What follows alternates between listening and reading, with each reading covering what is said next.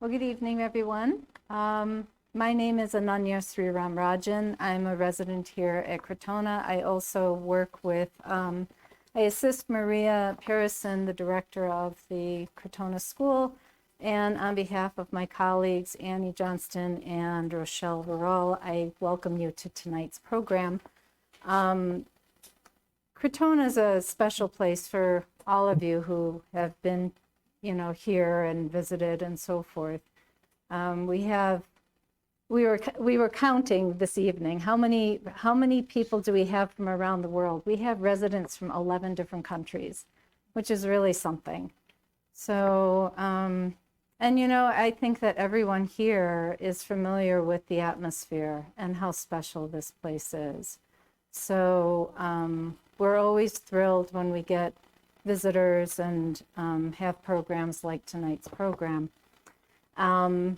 Many of you already know this speaker because he has spoken here several times before. He's on the Crotona Institute of Theosophy board, so this is his second home. He and his wife Susan often visit here.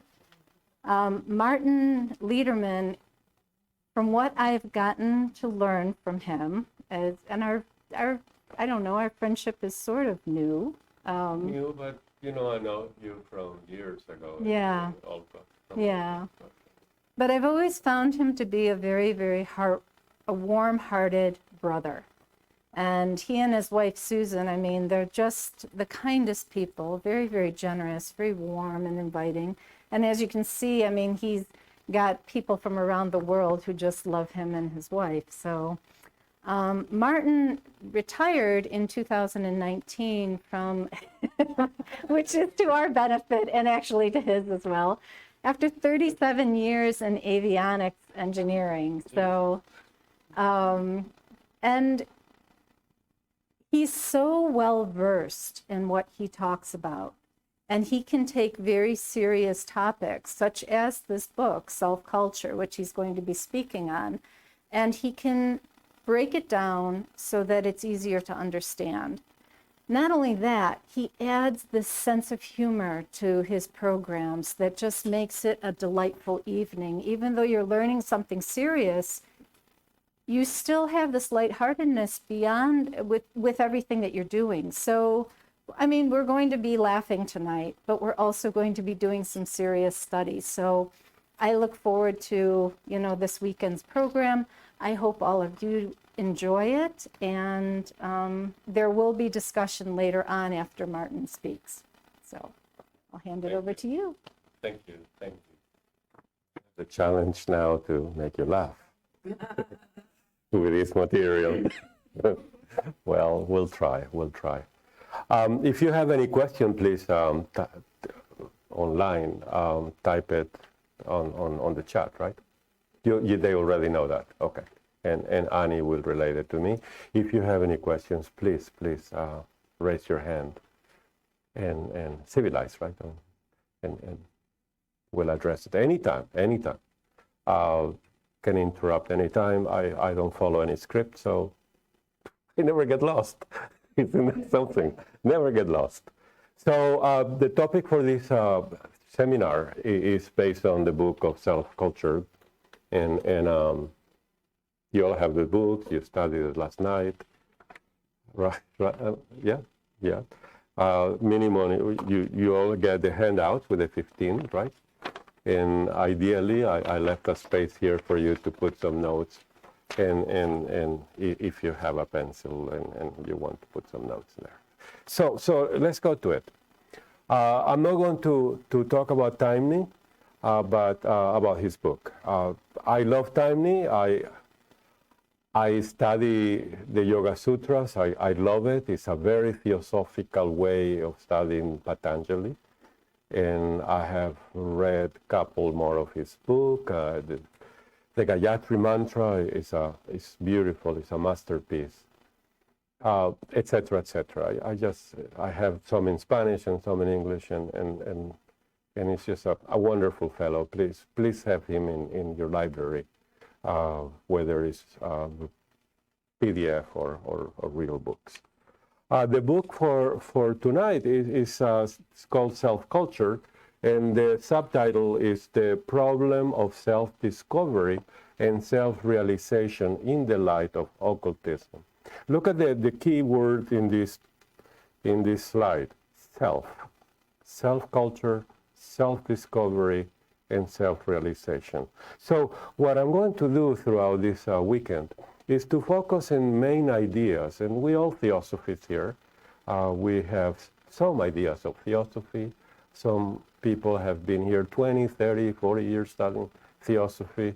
There is nothing new, so to speak, but he brings something that I feel is really wonderful. When I read this preface, and I found these 15 points, which I missed for 10 years, 15 years, because usually I use this book for studying details, what is the causal body, what is Atma, and so on, the Buddhist principle. But I decided to look at the preface, and I found these 15 points. And Pumba, I got the realization that this is a way to study theosophy. And it's from above to below, very Platonist, so to speak, Platonic. And as I dwell on them and study them, I found that in every topic there are main ideas that are really worth to study and to contemplate and to incorporate in our life. So why to study this is very obvious. We study theosophy to educate our mind to search for the self. And that will take us to self-culture, to self-discovery of ourself, our real self, and self-realization. In the light of the logos will show on us, the occult light will show in our heart and soul. Therefore, these main ideas really will give you a sense of you are learning theosophy in a consistent way, from like the secret doctrine. It takes you from the beginning of the universe all the way to the human being in anthropogenesis. He does that in 15 topics. You got it? That's the idea. 15 stages. It's like a step in a ladder, right? And that's the feeling I got. Jacob's ladder. As you go from 1 to 15, there's 15 steps. And every step you find new ideas to explore, to study, to research. And this research, exploration, and contemplation lasts for life. It's a lifetime. And like we say in theosophy, many lifetimes. So don't worry if one of these ideas, I can explain it. but that's our job, is to go into them and to get them. So far, so good? Come in. I don't bite. This is our challenge. Taimni had a vision, and in that vision, he wrote in the preface the 15 main ideas which are part of occult philosophy, and upon which this book is based, are the following. These 15 main ideas are part of the occult philosophy. And then they say, and by the way, he doesn't deal with the 15 ideas here. He deals with something else. It's the follow-up of that. So this is like the background we need to do to get to it. And that's the beautiful thing. Okay, so I'm going to deal with those ideas. Remember, for me, so you know, an idea, and I study Plato a lot. These are Platonic ideas, and Platonic ideas are the ideas which the Logos, the architect of the universe, the Demiurgos, are contemplating, establish, or emanates, or manifested the universe. Just like in the poem, in the secret doctrine, Blavatsky doesn't use the word Demiurgos, but it's an equivalent word in the poem, but she uses the word the Dianchohans, the luminous seven, the primordial seven. They contemplating the ideas, and they establish because of that, they establish the universe, the laws of nature show up, a bridge from heaven to earth peers, and these are the ideas that we're going to study. What are those ideas that you, as a logos, as a creative individual, will need to understand this? And in your life too, this is as above, so below. If you want to be creative, you got to have a luminous idea. And the challenge is to understand them, make it put your willpower and manifest them if you have the energy to do. If you don't, ask for help. But if you have a great vision, right, a great idea, we all have them. This is the logoic energy within us. Isn't that true? We all have that, all of us. So let's follow that. So this is this is my challenge, is to present you these 15 ideas. I studied them. I want to offer you this for you to continue the study of these 15 ideas, which is the study of philosophy. Again, why are we studying? Is to educate our mind in what itself is, what the path is, and how to discover ourself, the idea of the self, and then the self itself. For that, we're going to need help of other books. One of them, of course, is The Voice of the Silence. You know that the path is a self. When the self becomes a self, and the little self in the middle self, and the middle self in the higher self, you're in nirvana. You did it. So it's all about the self, and you have to write it in lower case, and in higher case, and super case, and then you're there in one with a whole. So we're going to get a lot of help from The Voice of the Silence in here. As you look in the book, you're going to find that besides the preface, of course, he has 3 parts. One is the theosophical basis of self-culture. Part 2 is the self-discipline and self-culture. And the third is self-discovery and self-culture. Please study the book. As you can see, it's all centered about self. And it's a self-education. Again, why? It's all about our state of mind. It's all about the state of mind. In which state of mind is Taimni, when he wrote this? Well, he's going to address this problem. He's going to help us. He also said, I discovered these main ideas that are part of the occult philosophy. And this book about self-discovery, self-realization, is important to me, it's important to all of us. So that discovery is his state of mind, to share it with us. If we go to the secret doctrine, what's the state of mind of Blavatsky when she dedicated the book? And to whom she dedicated the book? Look at her state of mind. This work is dedicated to all true theosophists in every country and in every race. Of every race, for they call it forth, and for them it was recorded. Beautiful state of mind. You see that? In which state of mind you are now? This is our challenge. This is our self-culture, to discover ourselves. We are only a state of mind, really. And that is an incredible realization.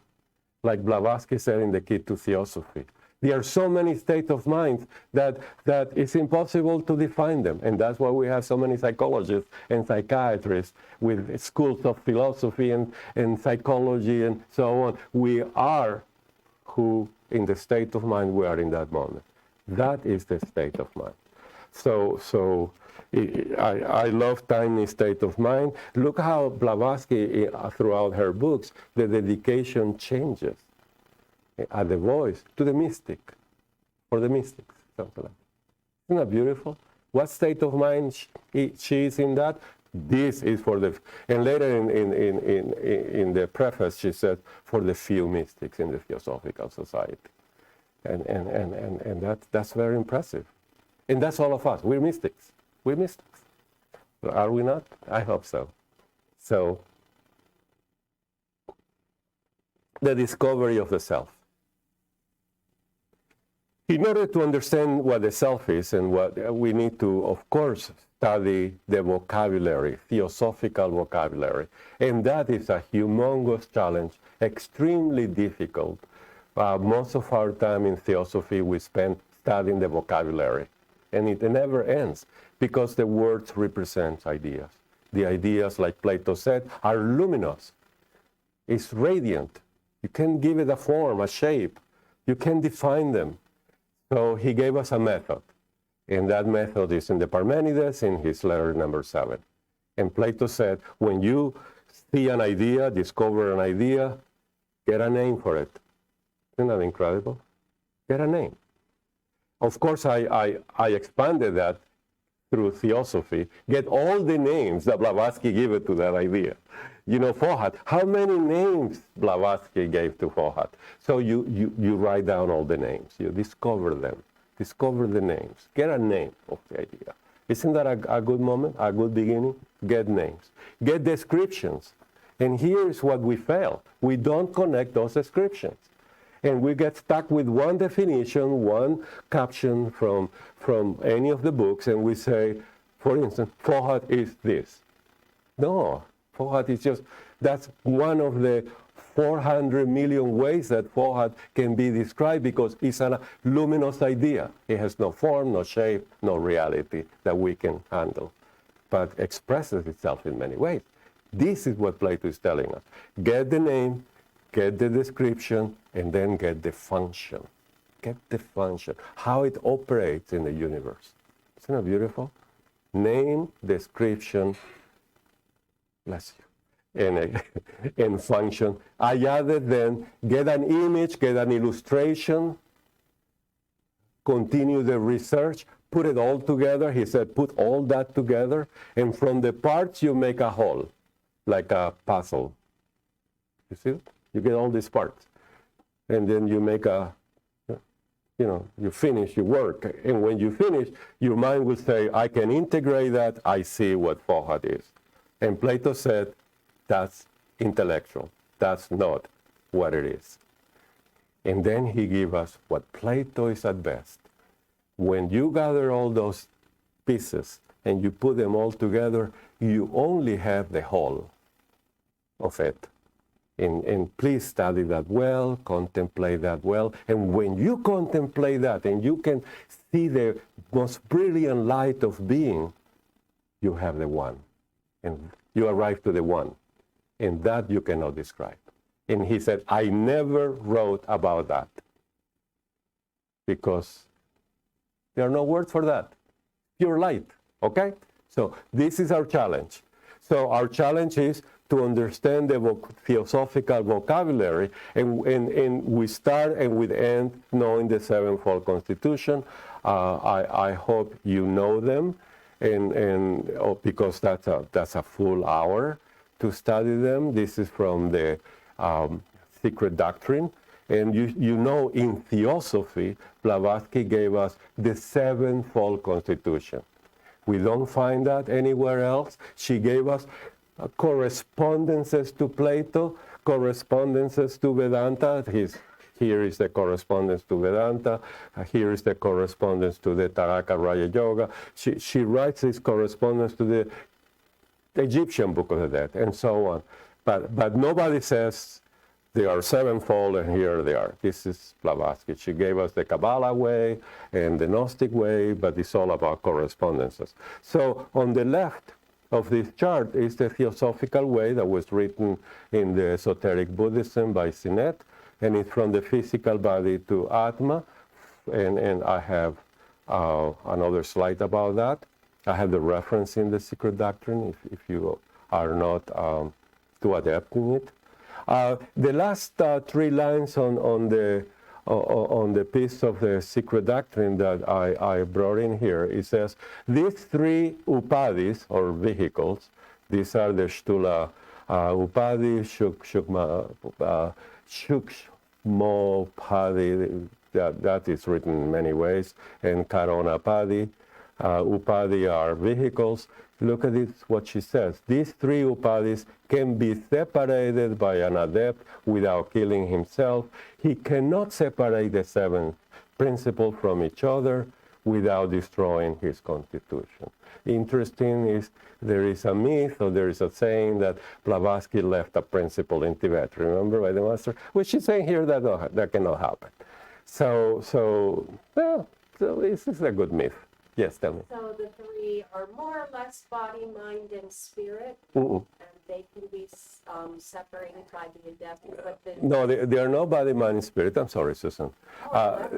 No, it's less than that and more than that. But you see, the Atma is not as an upadhi. You see that Atma goes along? It cannot be an upadhi. Right, Puranopati. Right. It's spiritual soul. Right. Body, They correspond. mind, and spiritual soul.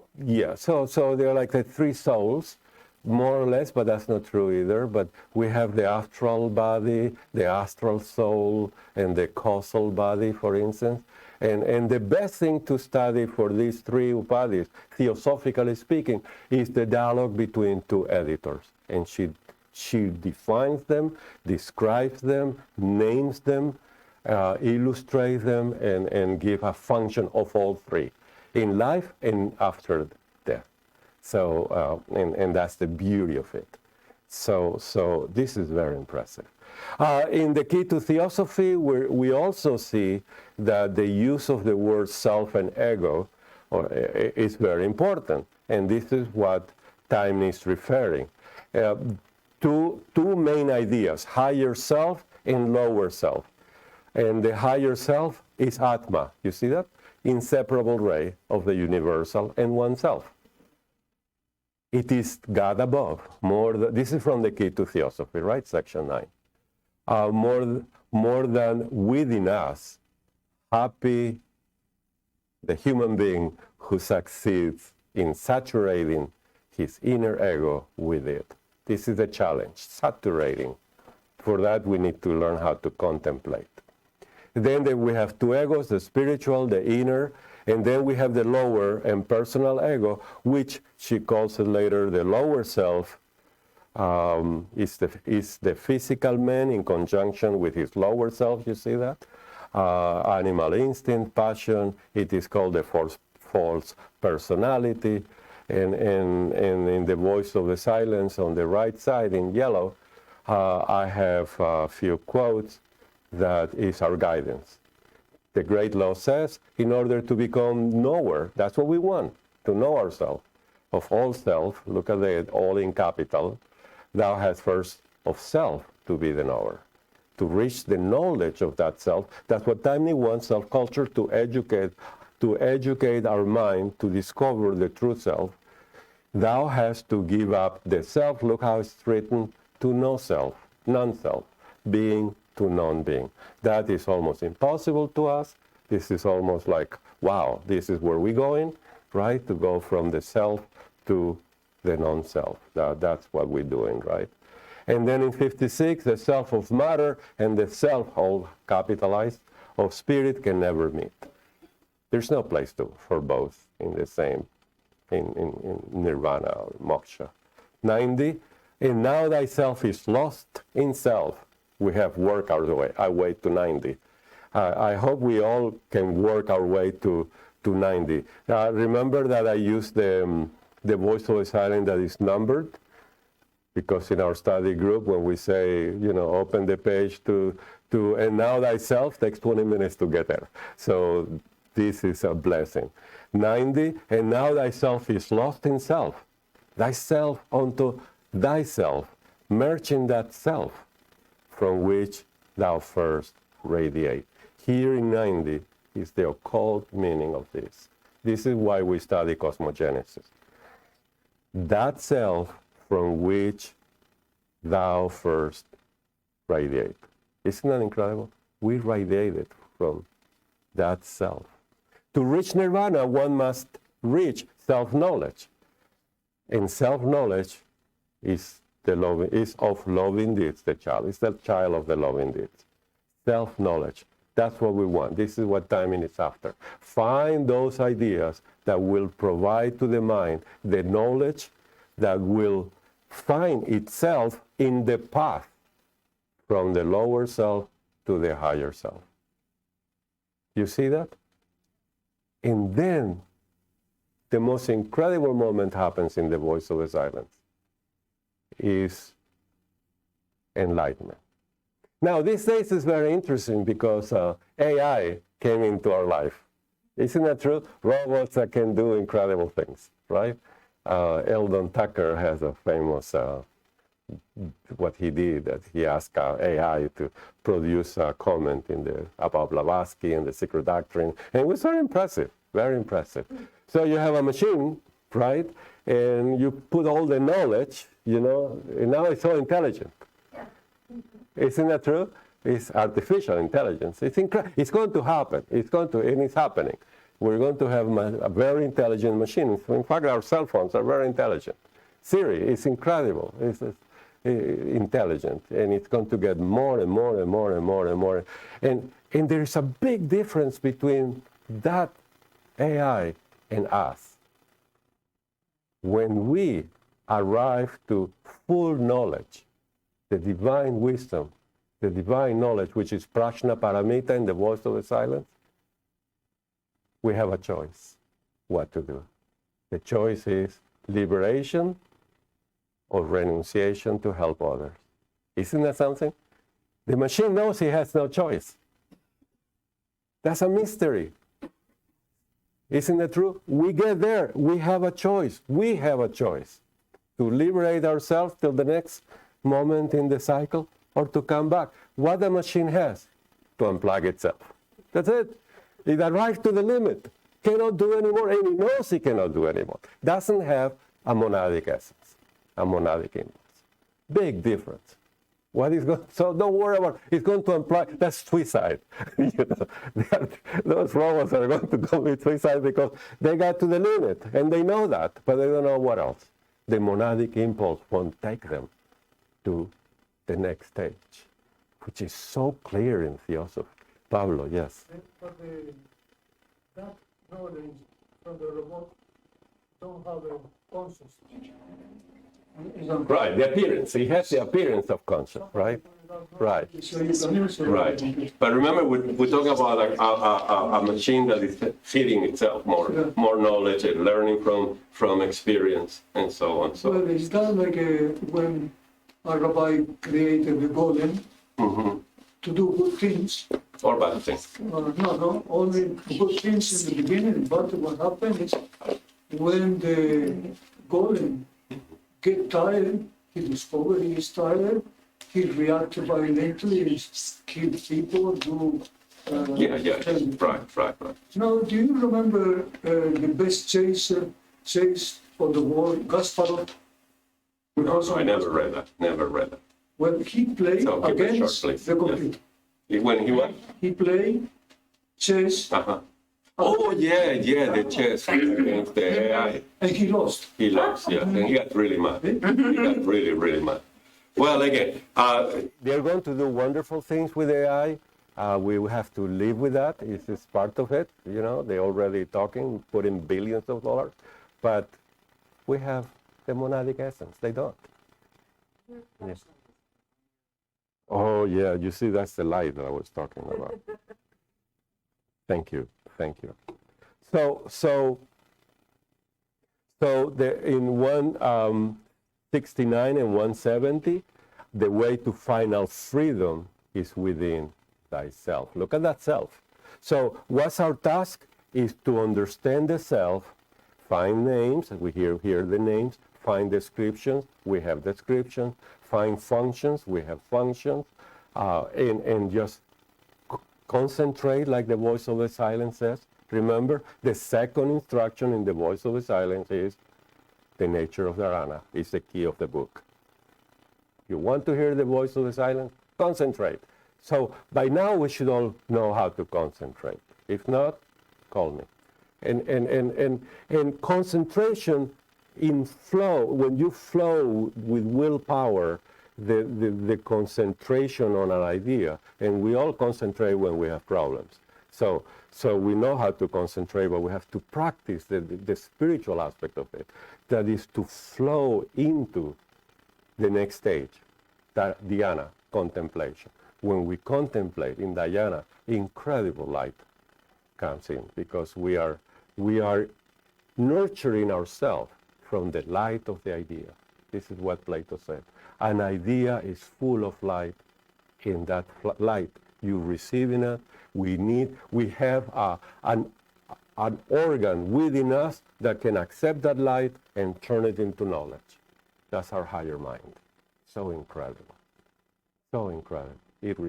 It's a flashlight in itself, and at the same time, it's able to take it in and turn it into knowledge and into wisdom. And then the way to final freedom is within thyself. That way begins and ends outside the self. This is an verse. This is not about the voice of the silence, but this gives me goosebumps. This is the way, this is the most incredible moment of realization of a person when you realize the self. Isn't that true? The self. And this is what Taimni wants, just together. Other good words are the monad, very difficult to understand. Just don't think it's Atma Buddhi.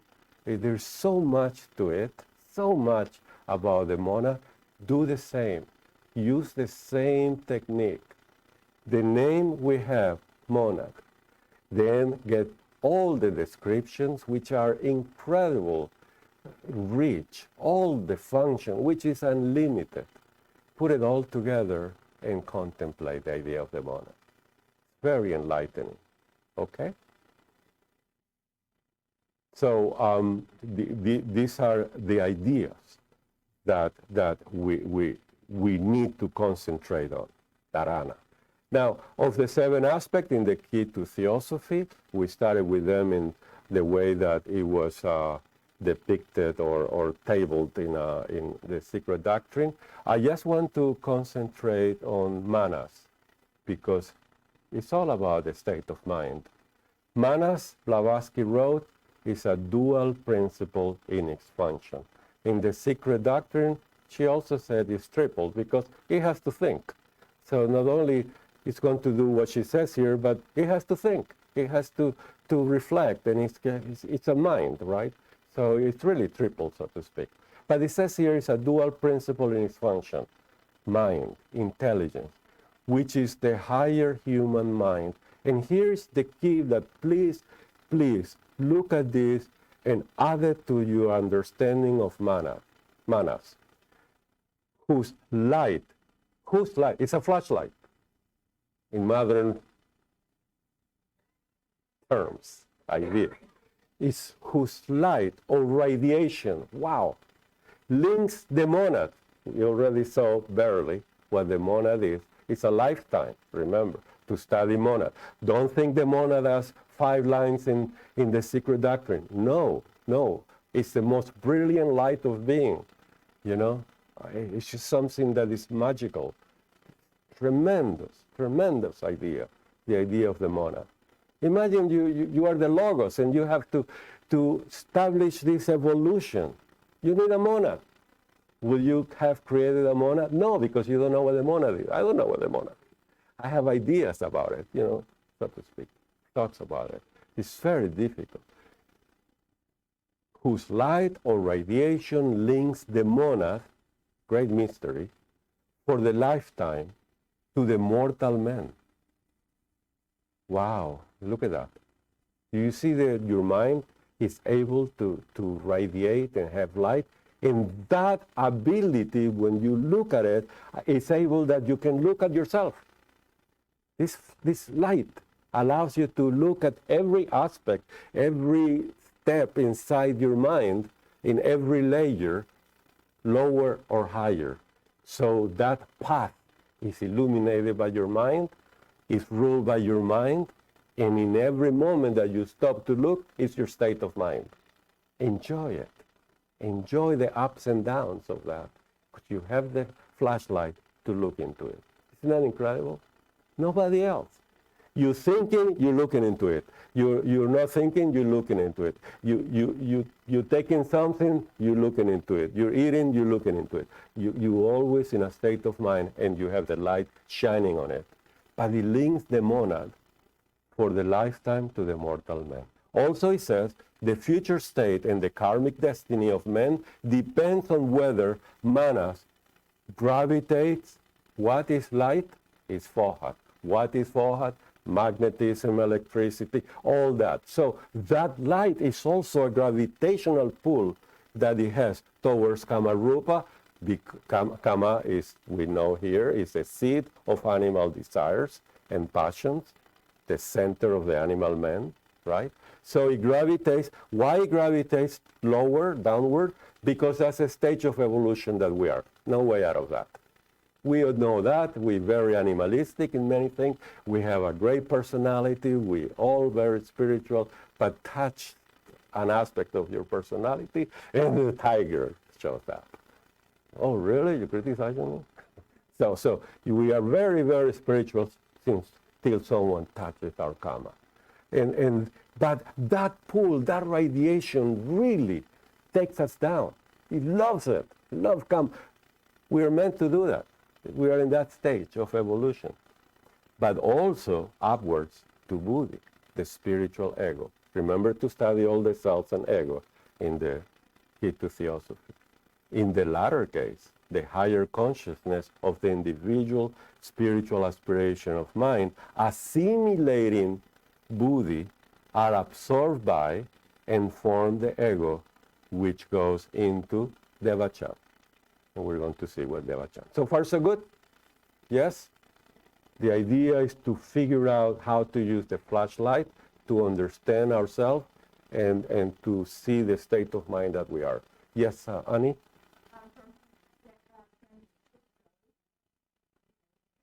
Is this an occult law that we can use in our evolution? This is an occult. What was the word again? That we can use in our evolution. Well, this is exactly what Taimni wants. It is to self-discover that light within us so we can walk that path from the low to the high. But yet, it's not like we're walking. We have states of mind that, because we are not adepts, right? It goes up and down, up and down. So we need to know where we are in that path.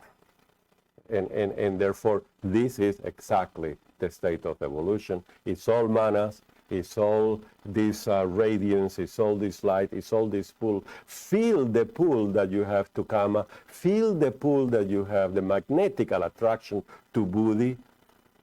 Feel it. This is who we are. When you are spiritual, enjoy it. Find that flashlight pointing at Buddhi. Isn't that an incredible moment? You see a beautiful flower, and the pull to the idea of beauty is so spiritual. Your mind is focusing the light into the idea of beauty. And wow, we nurture our soul. This is what keeps us alive. Nothing else. These moments, even they are microseconds or nanoseconds. These moments of what Plato said, to contemplate the beautiful things, the beauty in the beautiful things. When you contemplate that, that's ambrosia. All day long. People are not aware of that. Why? No self-culture, no time in their life. So now we're studying Plato and so on. So then the inner constitution, you have a human being. This is the ideal human being on the left. You like it? You see the ideal? You see? It's that hat is so high on the top. You see that? Okay, it's just the proportions, right? The proportions. The golden ratio. Totally. Clearly. You want to study the golden ratio? Grab a person that is shorter than you, and you grab their hand, and you can grab the hand without any problem. You are not 5 inches away. You just grab the person. Is that not true? The proportion is golden. That means that I can grab your hand and walk without me going like this. Isn't that incredible? So beautiful. I mean, it's just amazing what the human proportions are. Do you know that? Yeah? Anybody wants to try it? Okay. So we are one human being. This is from the key to theosophy. We are one human being. That's an example, random example, 7 billion people in the planet. We have two natures, mortal and spiritual, right? And numbered 3 aspects and 4 aspects. And then we have also, we can see that in time, it has been given different names. In Judeo-Christianity, Muslim, they talk about body, soul, and spirit. That's the easiest way to talk about the inner side of the human being. At work, I ask if people know the difference between soul and spirit. Nobody knew. Nobody. It's the same thing, soul and spirit. But we know, we study theosophy, we know. And spirit is Atma, right? And then we have the 7 principles. These are 2 ways that Blavatsky has expressed it.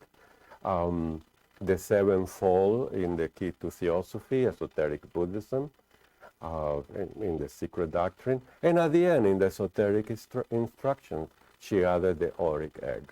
For those who has been studying the 7 principles for a long time, please work out what the masters explain and Blavatsky explained on life after death, but include the auric egg. See what happens. If you lose at the moment of death and your physical prana and linga sharira, the astral body disappears, dissolves, what happened to the auric egg? Work it out. Just enjoy these esoteric instructions. See how it all builds out, builds in, forms a human being.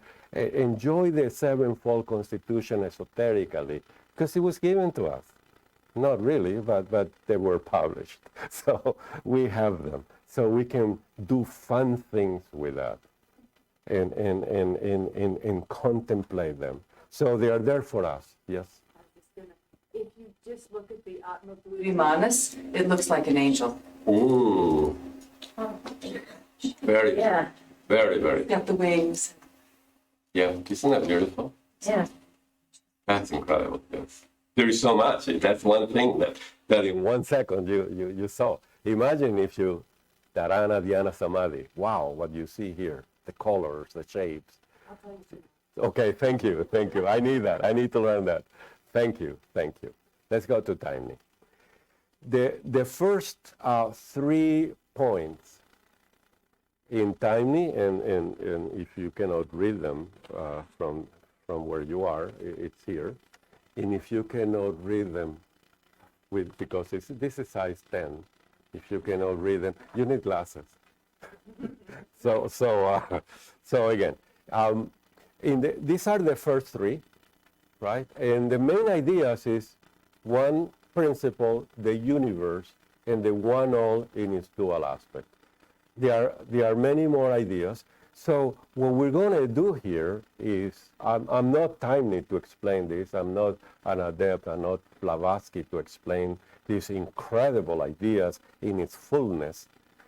Remember what the fullness is? You gather all the data, the names, the description, the function. You make a whole of it. You study that. You understand the wholeness, but you need to get to the one. Now you really know it. Otherwise, it's just intellectual. You're talking about something you research. It has to bring within, right? Okay, so these are the 3. The manifested universe, that's an idea, right? A universe? If you were the great architect, Josh, the great architect of the universe, you need a universe, right? You need an idea of the universe. So the manifested universe comes from an idea. You have done many things with your hands, everybody. That's something you manifest, right? Comes when the light up there, right? But then he uses the word rooted. It's rooted in an eternal, boundless, immutable, ever unmanifest principle, another idea, right? And this is the main idea. So, do we know the word eternal? Anybody? What's eternal? Long? It's long. Long. A lot of time. How about forever? Forever time. Forever. Yeah. And what was the word you used, Pablo? Eternal. Timeless duration. Timeless duration. Timeless duration. He took it from Taimni. It's timeless duration. Thank you. That's a good word. Timeless duration. From friends Uh-huh. beyond mortal. Beyond mortal. Yeah. Okay. So this is what we do. We stimulate our manas and says, bring your flashlight towards the idea of the eternal. Get a magnetical attraction. Fuse with it. Get the light of it. Come back to us. Tell us. You see, this is the voice of the silence. This is the inner ear, right? And so on. Yes. It's very nice for the words. All your words sound very provocative Yes. to go there and do Yeah. everything you say. Right. But it's not easy because, let's say, Krishnamurti, when walk here in High, Mm-hmm. he say, how many of you stop to look at the flower? Yeah. It's like you say, Yeah. what is your state of mind? Well, If you maybe think, Pablo, you know that's wrong. You every time that you and me walk, you tell me, look at the flower, look at this, look at it. I have neck problems with you. So we all look at them all the time. We get trapped by them for microseconds, and that is the ambrosia that Plato says. I'm Platonic, not Krishnamurti. So that's all the time. It happens to us, the beauty, the love, justice, the harmony, symmetry. In everywhere there is one idea that captures our soul all the time. This is Plato. That keeps you alive. You don't know, but that keeps you alive. You go into a depression where you don't see any light. You lose the ability to live. You don't get that ambrosia. You can't get out of that darkness. This is the opposite darkness. There is nothing that we can say because you don't have the flashlight looking. Now, what he's saying probably, because I haven't read it, is that consciously, in full awareness, look at the beauty. This is what Plato wants, that you consciously, with your own willpower, look at the flower and see the idea. For that, he said, that is the philosopher, the one who is able to see the idea in the thing all the time. And that's probably what Krishnamurti had in mind, don't know, maybe. But that's, everybody has that beautiful moment. Even when you read the paper, you say, oh, that's not just. You just saw the idea of justice. That keeps you alive. But if you don't read the paper, you don't go out, you stay under the bed, you're totally depressed. It's just darkness. That's it. Yeah. but at the same time, Mm-hmm. the formula of the relativity is very easy to remember, Yes. but it took a lot of time after Newton, to get to Einstein to come up with that. Okay, so what are you trying to say? The idea of what? I try to say, because you mentioned also, Yeah. many times you say all the time, the Blavatsky dedicated the book to the few mystics. Right. Said, what that means is not for everybody, because Oh, okay. But that's a different discussion. The state of mind of the person, is it up to the book? Our job in the Theosophical Society is make sure that when someone knocks at the door, finds a community that we can bring them to the book. Because they're from outside. You're right. But yes. Just really quickly, when we were talking in the beginning about the subtitle, he was talking about the problem of self, realization. We're like, the problem, we went back to Right. and there is, I think you're highlighting what the problem is. Either it's a weak effort or there's no effort at all. And although sometimes the ideas get complicated, I think if you realize there are these overarching principles, if these principles are the foundation, the universe themselves, these roots are a confidence, and they give what you're saying, the flashlight, the light, the glimmers. It gives you ideas, energy, and bravery to make that examination, so the problem is an opportunity. No, back to Einstein. That's right.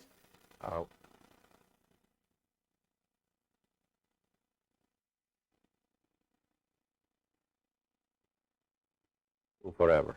That matter is energy, energy is matter, matter is vibration. There is life in both, there is light in both. That has been forever.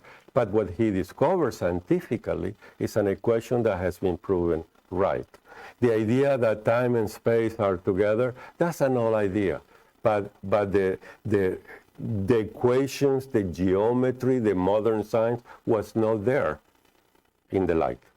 And he said, I travel in a beam of light. I saw the film on TV.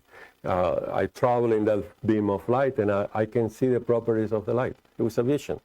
Do you remember that? He was lying down in a boat on a lake with his son. And he said, I saw the light. I can travel in the light. Isn't that incredible? Einstein. And watch the movies, HBO. So his incredible genius is to discover the equation, because we can read the secret doctrine and we see the relation esoterically, but there is no equation, right? Yes, I know. There is no equations in the secret doctrine. In the Mahatma letter, there are no equations, but the relations are there.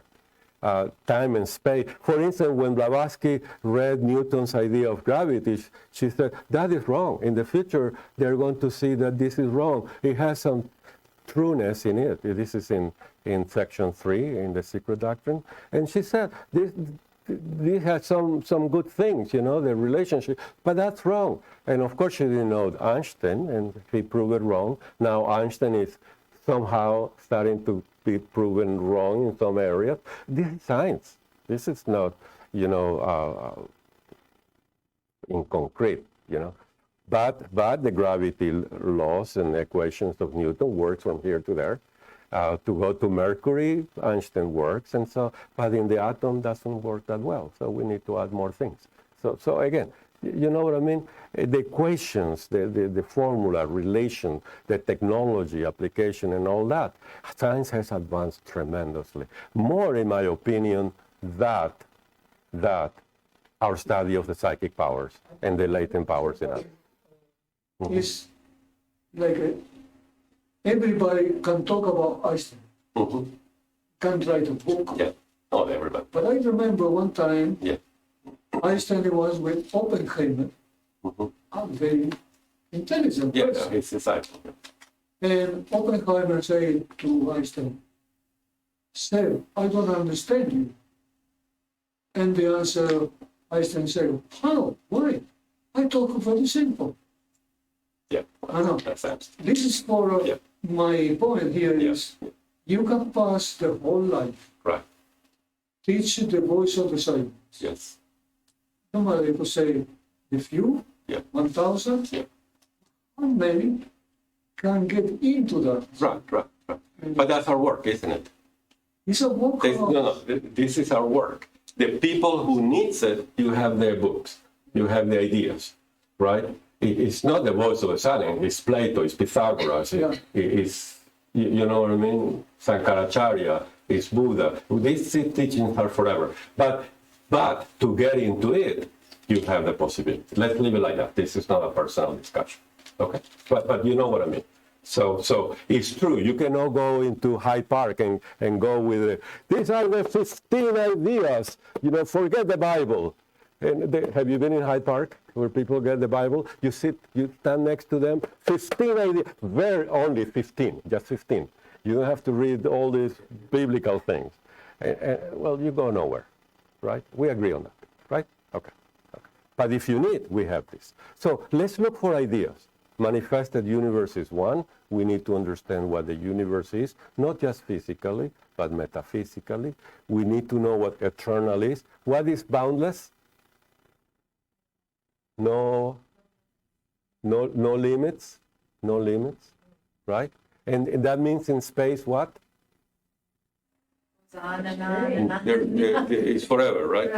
The universe, right? You're going to see differences between science and theology. Ever and You can also think of boundless as there are no boundaries within the one. exactly No separation, no boundaries. perfect. Pure Perfect. space. No boundaries, right? Within the one. Ever unmanifest. Oh, that's a problem, huh? Principle. Ever unmanifest. Can you see it? Something that is ever unmanifest principle. If you see it, I want to read where Blavatsky said, you can't see it. so this is a tricky question. Can you contemplate it? Yes, I can contemplate. Ever unmanifested principle. Ever unmanifest principle. Yes? Which is, that's the beautiful thing about theosophy. We love to talk about this ever unmanifest, which is called, now we have a name. You see that? Very Platonist or Platonic, I don't know. Yes. Does that represent the ever unmanifest? Does that mean it's potential? That's potentiality. There's always that edge of potentiality. Yes, in another aspect we're going to see in a minute. Yeah. Potential is going to be the universe, right? Or where it's rooted. So there is something there, right? But in this case, we cannot give it anything that is personal or object or being, right?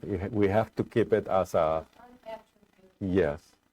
Potential in a word that is more infinitely, eternally, boundless potency, right? Okay. So he gave it a name. So now we have a name. We have a description, eternal, boundless, immutable, ever unmanifest. It's a principle. It's the absolute. It's Parabrahman. It's the ultimate reality. We have names. Now we need to see functions, right? That's Plato, right? This principle transcends the power of you. The power of human comprehension. Can't even read the word. That's, oh yeah, me too. The power of human comprehension. Okay. But we have a name for it, or many names. And in every tradition there are names, right? And we also know one very important thing according to Taimni. He saw in his vision that the universe is rooted there. Oh, that's big. Isn't that something? That's very big. Do you see something rooted in something like this? The vision of the upside down tree. Oh, perfect. Rooted. Let's go to Rooted in the sky. Let's go to rooted. Where did read, where, is that the way to say it? Where have we read in English that the word rooted applied to this? And don't answer it, because in the Secret Doctrine, Blavatsky said, the Bhagavad Gita, section 15, or is where Krishna explains that. So I have Susan to read the first four slokas, I guess, right? Or section or chapter or chant or In the 15th discourse. discourse. Thank you. This is the Annie Besant translation. The blessed Lord said, with roots above, branches below, the Ashvata is said to be indestructible. Ashwata is the tree. Right? The leaves of it are hymns. He who knoweth it is a Veda knower. Downwards and upwards spread the branches of it, nourished by the qualities, the objects of the senses, its buds, and its roots grow downward, the bonds of action in the world of men. Nor here may be acquired knowledge of its form, nor its end, nor its origin, nor its rooting place. This strongly rooted Ashvata, having been cut down by the unswerving weapon of non-attachment. That path beyond may be sought, threading which there is no return. I go indeed to that primal man. whence the ancient energy forth streamed. So look at that about the rooted, how it's used. Remember, this is Taimni. He knew his Bhagavad Gita, and he used the idea of rooted, and I would say study that, right? I mean, Blavatsky guided us to that and said, look at the idea of rooted there. Number two, conscious. Okay, so number one speaks about a universe and speaks about an ever unmanifest principle. The manifested universe is rooted into that. And he gave us name and descriptions of this unmanifested principle.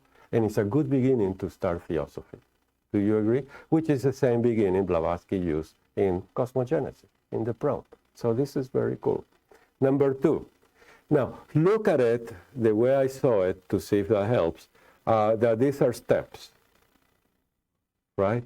This energy, this light from the eternal, from this power, from this potency, tremendous potency, or whatever your vision was, is coming down to us, because we are coming down, right?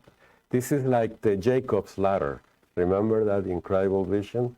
My favorite is William Blake's painting, drawing. I mean, it's a painting of Jacob's ladder. Take a look at that. That is powerful image, powerful idea to look and contemplate. Number two, consciousness and power, spirit and matter are not two independent realities, but two polar aspects of the absolute.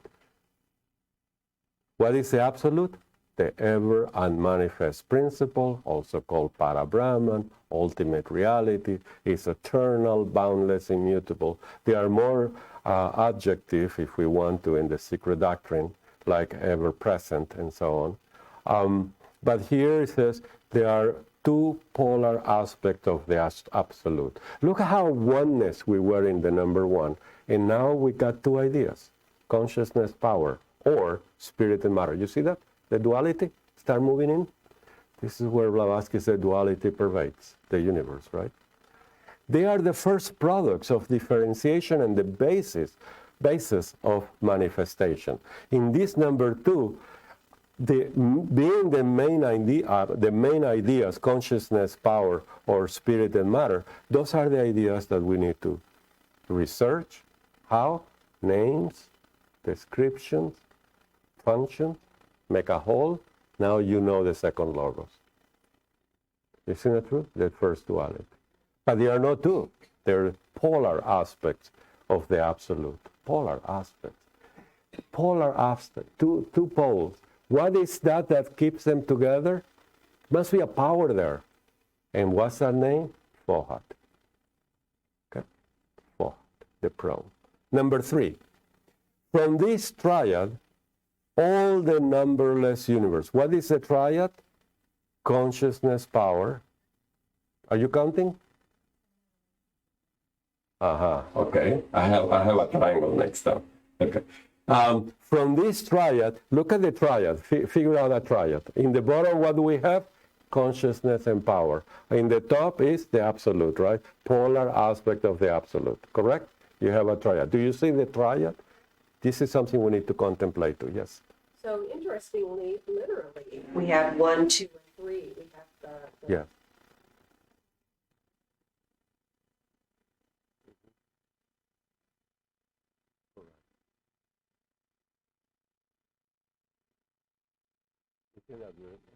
We got the three. As Plato said, numbers are, because we study with Pythagoreans, numbers are ideas. Their shape is geometry, right? And so on, so on, so on. Yeah. They are the first products of differentiation. What are we differentiating? The universe is manifesting, and the basis of manifestation. So we have the one, and then now we have the two, which we need to continue manifesting the universe. You see it? You have the root of that, of the universe, and now we have the two that we need to continue the manifestation. then we need the 3, right? And so on. From this triad proceeds all the numberless universes. Now comes in plural, universes, numberless universes. Can you vision that? Yes. Yeah. What did he ask? Okay, thank you, Martin. Is correct to use spirit like synonymous of consciousness? That's what he's doing, right? Because we know that matter is Shakti, right? That is used all over, the Shakti. Yeah, right.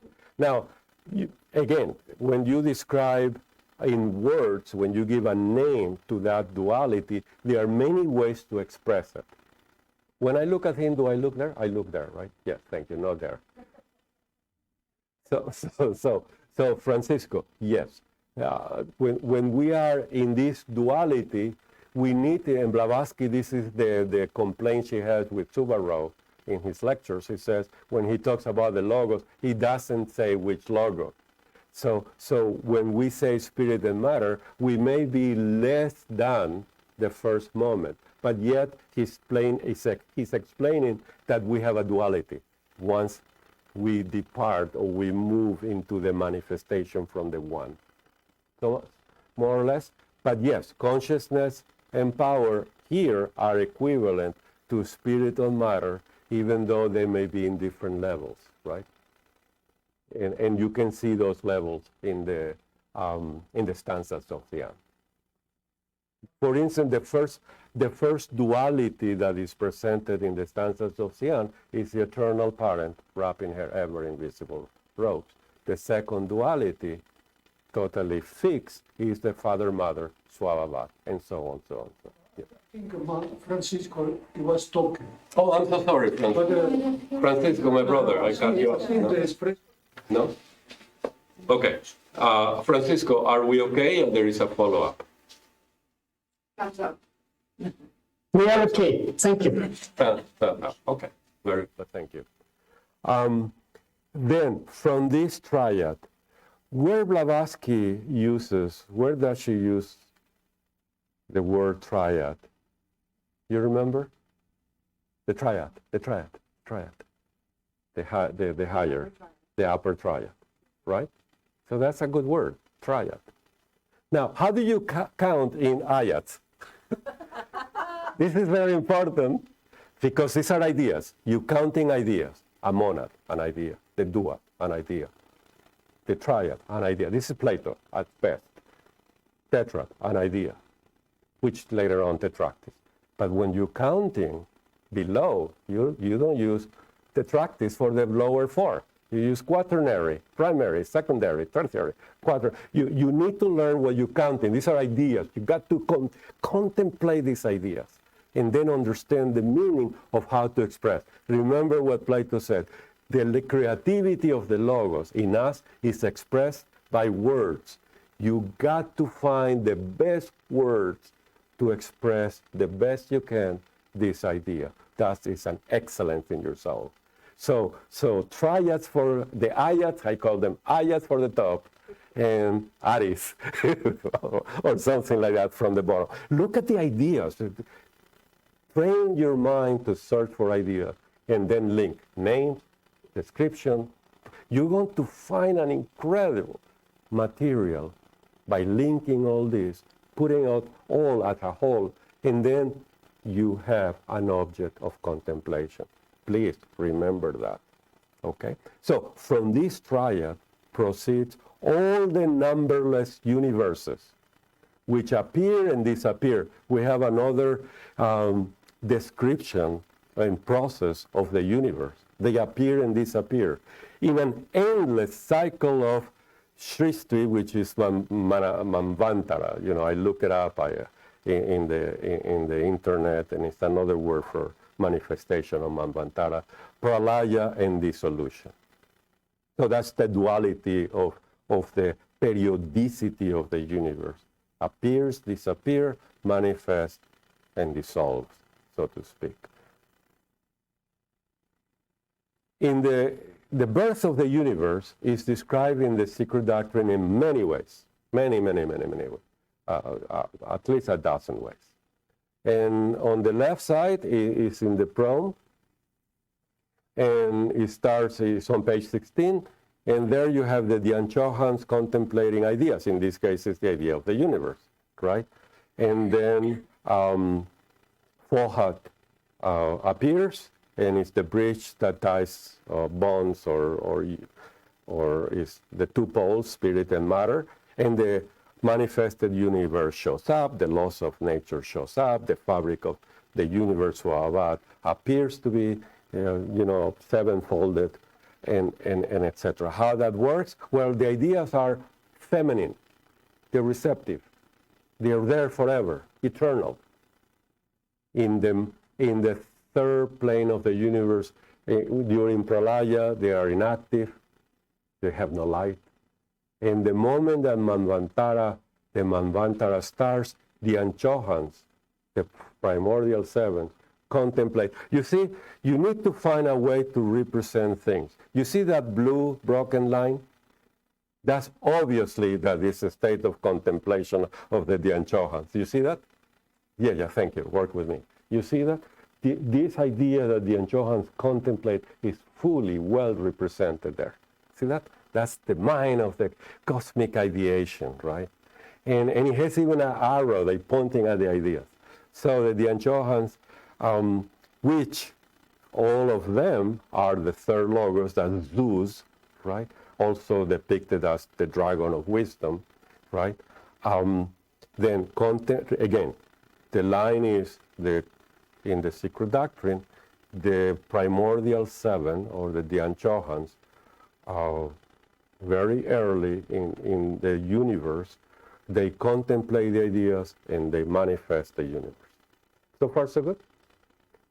Just look at yourself, how you manifest something, as above, so below. You have an idea, you contemplate it, and you need the extra thing, which is the ideas are negative, the Dianchohans are positive, masculine, the others are negative.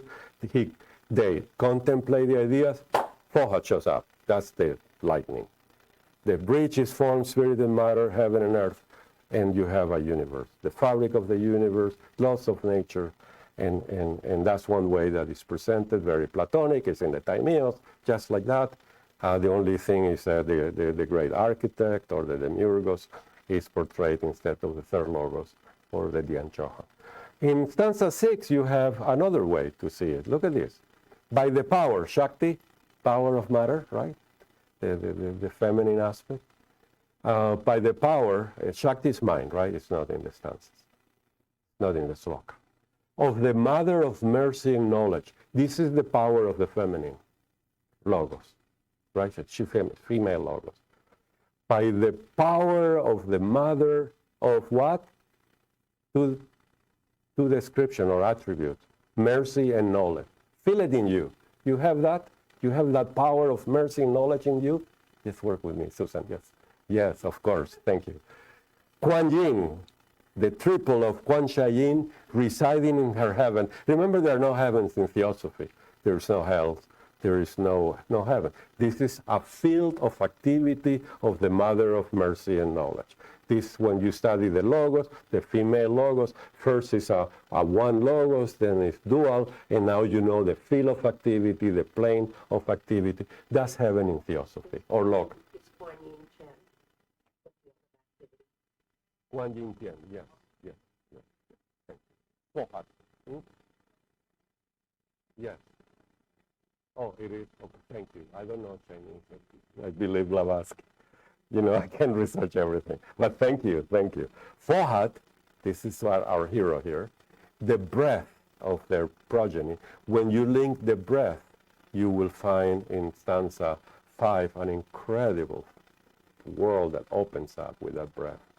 The son of the sons, the son of the seven Dianchohans, having called forth from the lower abyss this primordial matter, the universe, and using the seven elements, manifested. Isn't that incredible? So this is another way, Kuan Yin. This is what I asked you to go in China to find this island, a remote island, no, covered by fog, and get that picture of Blavatsky. So Kuan Yin, female logos, the power, the Shakti, mercy, knowledge. You have to find it. No, you, Pablo. You have to find it, This is the female energy, mercy and knowledge. Female logos. Look how empowering is this. Okay, so these are two ways of many. The other very beautiful is when Ray hits the egg turns the virgin egg into eternal egg, and then the germ shows up, and then the universe appears, the real egg, etc. Also, in the secret doctrine, it's very interesting how these ideas are represented. We all know that in the first page in the poem, we find a dark, the first figure, which is a dark background and a white circle. Anybody have seen that in the secret doctrine? Yeah?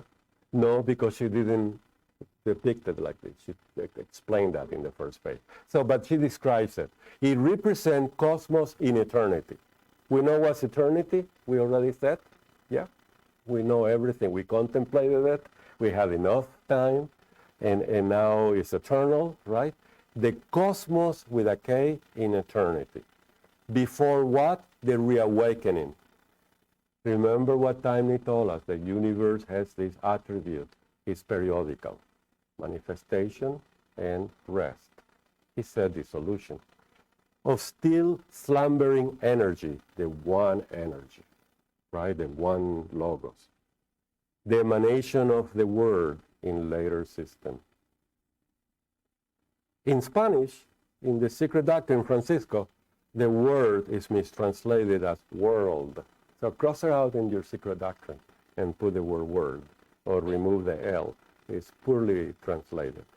The emanation of the word in later systems.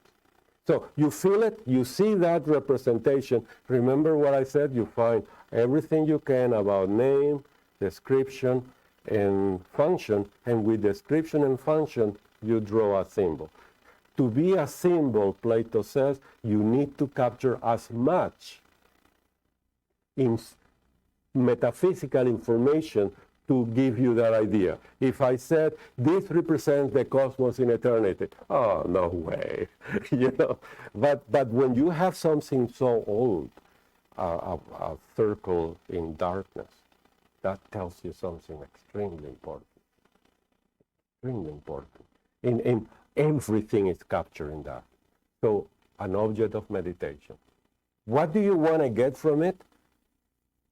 The most perfect vision of the cosmos in eternity. How many elements you see here? Anybody count? I'm not asking too much. There's two things in it. Huh? No, we're not talking about stages. Just the first square with us. The first image. Sorry, it's my English. From Brooklyn. Brooklyn's a little town in Venezuela. No. Okay, so how many things? Minimum two, right? We can go deeper than that. But we see a white circle on a background, right? Cosmos, the white circle, eternity, the background. When you meditate on this, there are many, many possibilities. One of them that I love, but it's not true, and that's what I said in my lectures, and it's not true at all, but it's a way to see this, is that the background is a blackboard.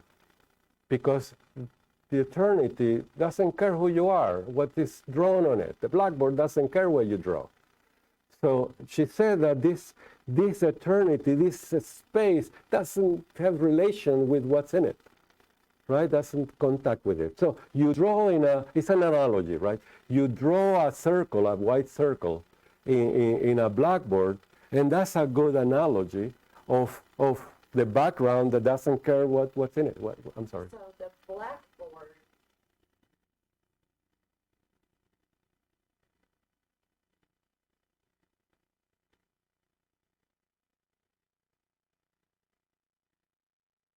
That's a very good The question. blackboard is necessary, although it doesn't Yes, have a that's direct. very good. There is some kind of, there's a relationship, but it's not. Right. And Blavatsky said there are no good analogies to this. And that's very true. Because it breaks down, when you go deeper into this idea, it breaks down.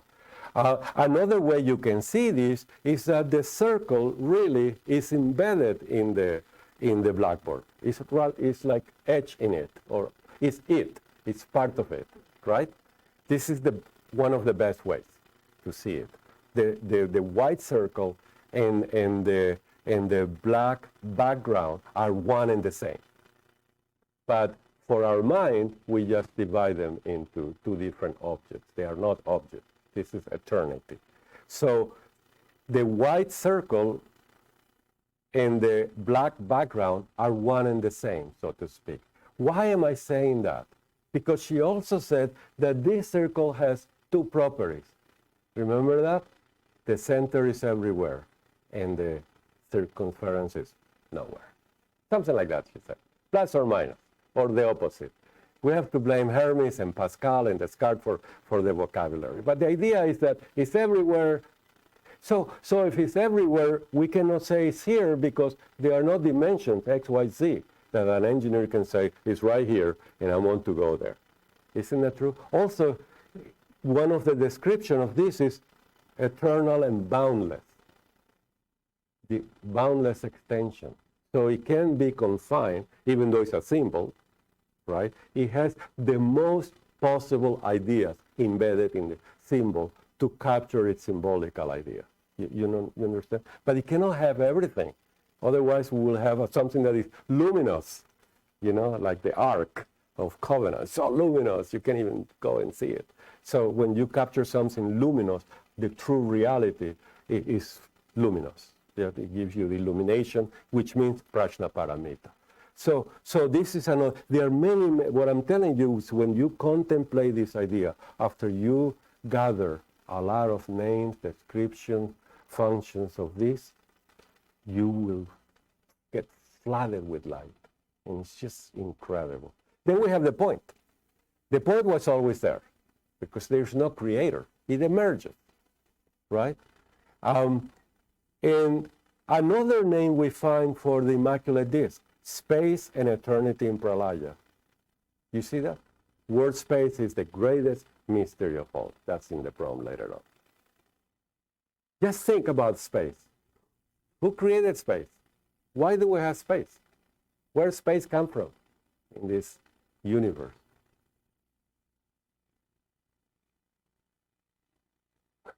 Space. I mean, we are in space.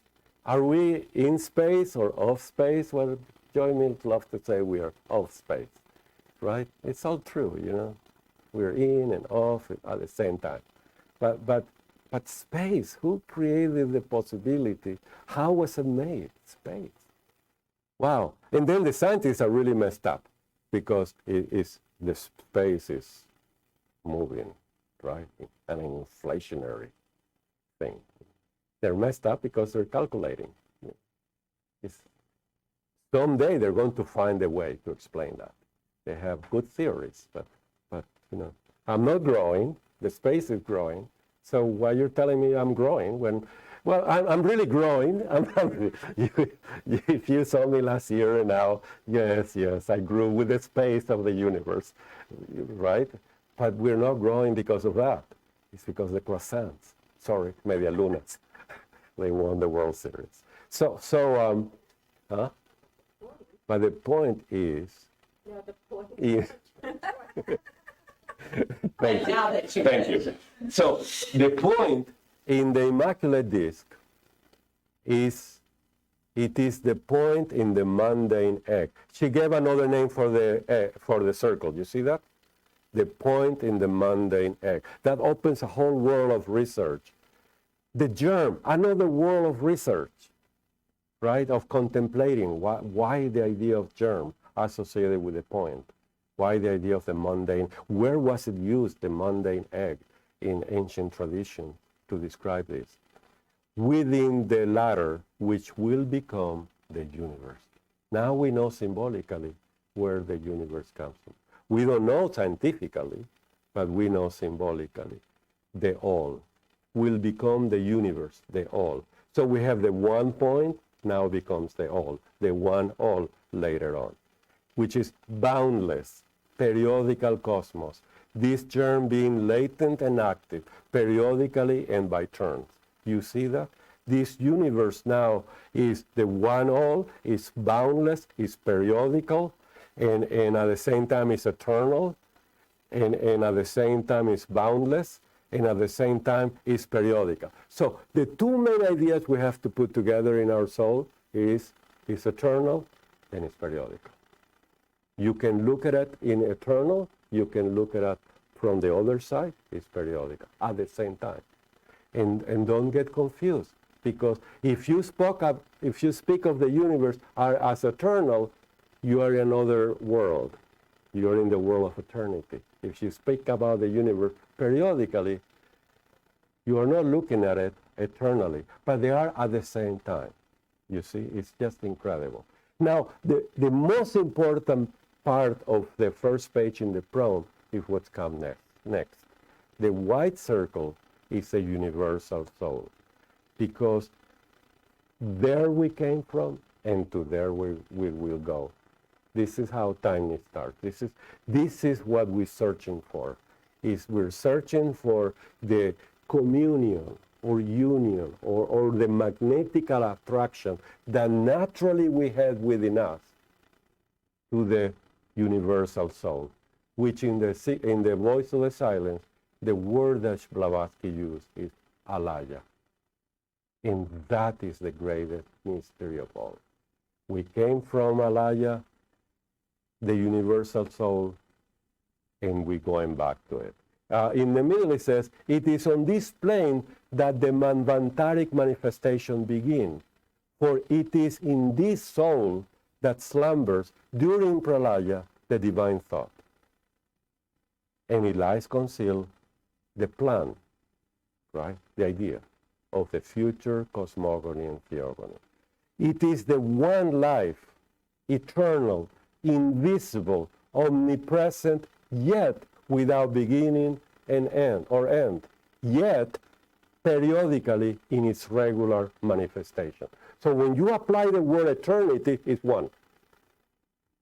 When you apply the word periodically, endless. See that? It's the one life. So Blavatsky got to the point, because of ancient traditions, probably the masters were drilling on this, she said there are two ones. So how many ones you see in the first illustration? You see the one, but there is the point. The point is one point, the circle is one circle, the background is one background, it's all one. The problem was that in ancient times, there is no number for zero. No, there is no number for nothing. The zero has not shown up yet in math. So they couldn't say I have a zero, I have a one. That is shown in the prompt when she said, I'm going to make this really clear. One, Parabrahman. Oh, you counting Parabrahman? You just told us it's not an object? You see? I would have put zero, right? So what did I do? This is how you communicate. You write it on a piece of paper, you burn it. So, Flavi, read this, please. And you burn it, it's up in smoke. And it's change it to zero next time. So that moment doesn't exist. You cannot count. Isn't that true? It's eternal. In which moment in the Bible God created the universe? Well, that was in his third year. He was just a bad kid, He's a terrible tooth. No, you can't say when God say, okay, today we're going to make. There's no today. There's no yesterday in this eternal. Isn't that interesting? Yes. Oh, it was a flat. And that is the universe in it. But Yes. I could say something. Interesting that, Please. a criticism is that, the idea of days depends on the sun and the earth being there. So obviously when they say, how can there be a day before there was sun and the earth? Correct. So obviously these days are talking about periods of evolution, Right. cycles. And made by men. Yeah, you're right. And they're symbols of something. At the end, they all say, when you talk to an Orthodox, oh, those are symbols. Okay, what is not symbol? No, everything is real. They get so confused. So please don't confuse them. So here is the connection between our soul and the universal soul. And in that connection, remember, is Alaya. And Alaya in the voice of the silence is in 107, 108, 221 is very beautiful, and etc. It says, would you read that, alas? Alas. Possess Alaya. Be one with the great soul, and that possessing it, Alaya should so little avail them. Alaya is reflected by the small and by the great, is mirrored in the tiniest atoms, yet fails to reach the heart You of see all. that? Yet fails to reach their heart. The flashlight doesn't point at it. Go ahead. Alas, that so few men should profit by the gift, the priceless boon of learning truth, the right perception of existing things, the knowledge of the non-existent. Of teachers there are many. The master soul is one, Alaya, the universal soul. Live in that master as its ray in thee. Living that master means Dharana, Dhyana, Samadhi. Be one with it. This is the definition of Dharana. Look for an internal object, the Alaya, merge with it. Go ahead. The master soul is Alaya, the universal soul, or Atman, each man having a ray of it in him, and being supposed to be able to identify himself with and to merge himself into it. Thou hast to saturate thyself with pure Alaya, become as one with nature's soul thought. Yes. Compassion is no attribute. It is the law of laws, eternal harmony, Alaya's self. You see the capitalized self? That is the right location for that self. Isn't that incredible? That's the voice of the silence, the path. So here, give me 3 more minutes, and I'm gonna take it anyways. The word saturate, the array of it in us. These are words to really contemplate. First, we have to understand them, how to apply them in us, and then to work. This is the internal work. This is the real work of a theosophist. And then we can understand the universe. And here we're going to read them again tomorrow, and we're going to continue to unfold the way that Taimni saw our self-discovery through self-education. So I hope that this was really something important, that you find ideas to explore theosophically speaking, but within you, not in a book. Bring them to you. Thank you so much. Hope to see you tomorrow. And any questions on the net, or any questions here? Any thoughts, any comments? Nope, we're good? Good. Thank you all. Thank you all. And good night.